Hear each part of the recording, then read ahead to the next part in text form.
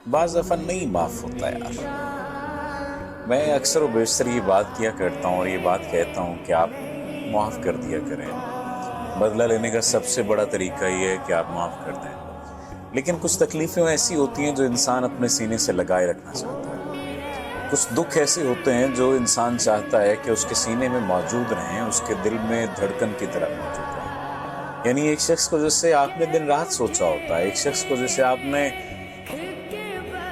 मिलने के लिए जाने क्या क्या किया होता है, जिसे आपने पाने के लिए जाने क्या क्या खोया होता है। वो शख्स जब सामने होता है तो वो फिर आपका नहीं होता, या सामने हो तो आपका होता है और आंख से ओझल हो जाए तो फिर आपका नहीं होता। ये कैसा अजीब दुख होता है कि वो अपने हुस्न को आप पर निछावर करता फिरे लेकिन मोहब्बतें कहीं और निछावर करे। ये कैसा अजीब दुख है कि वो आपके लिए जानो माल लगाता फिरे लेकिन दिल ना लगाए। ये कैसा अजीब दुख है कि वो मोहब्बतें किसी और से करे, ख्वाब और ख्याल किसी और के करे, देखे और बातें आपसे करे। आपको यकीन दिलाए कि आप उसकी ज़िंदगी में कुछ नया लेकर आए हैं, कुछ नया करने के लिए आए हैं, और फिर आपके साथ मौजूद ना हो। कैसा अजीब दुख है। कुछ दुख मुझे लगता है कि इंसान के अंदर मौजूद होते हैं और वो अपनी ही सज़ा अपने आप को दे रहा होता है। वो ये समझता है कि वो दूसरे को माफ़ नहीं करेगा।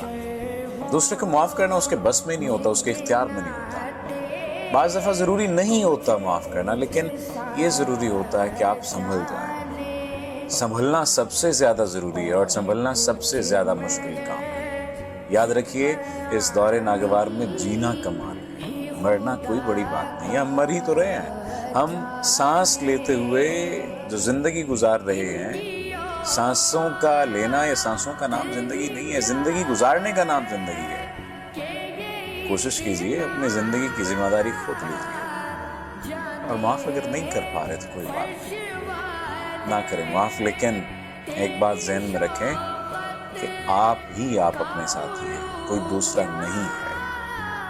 और अगर कोई दूसरा होगा भी तो उसका कोई ना कोई मतलब वाबस्ता होगा आपसे।